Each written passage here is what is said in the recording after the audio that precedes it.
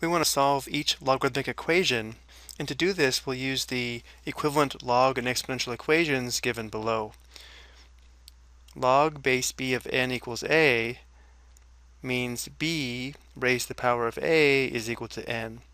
So whether we have an exponential equation or a log equation, we should be able to identify the base, which is b, the exponent, which is a, and the number, which is n. And for these log equations, we'll convert them from log form to exponential form.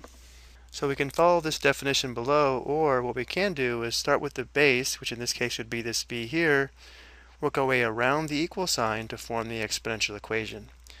This little b here is the base, this x is the exponent, and the number would be b to the fifth. So again, we'd have b raised to the power of x must equal b to the fifth. In this form, we can actually solve for x.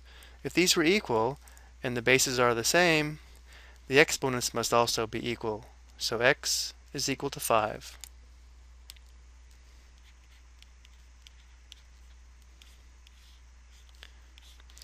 After we do the next two equations, we should be able to discover one of the properties of logarithms. We'll convert this to an exponential equation, so we'll start with the base, which is this b here, work our way around the equal sign, so the exponent is x, and the number must be equal to b to the negative third. So again, this little b is our base, x is the exponent, and the number, or it's equal to b to the negative 3. Again, notice how in this form the bases are the same, and these are equal.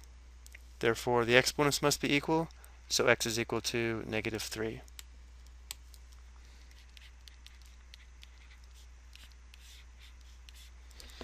For our last example, we'll start with our base here. So the exponent is x, and it must equal b. So b to the power of x must equal b. This is the same as b to the first. So in this form, we can see that x must equal 1. If we go back and take a look at the logarithms in each of these equations, notice how the base and the base of the number are the same here, here, and here.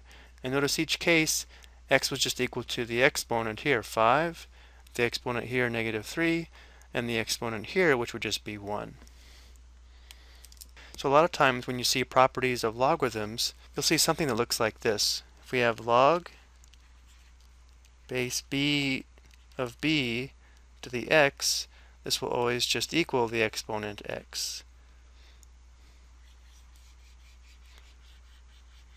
And to understand why, we need to understand how we solve these three equations.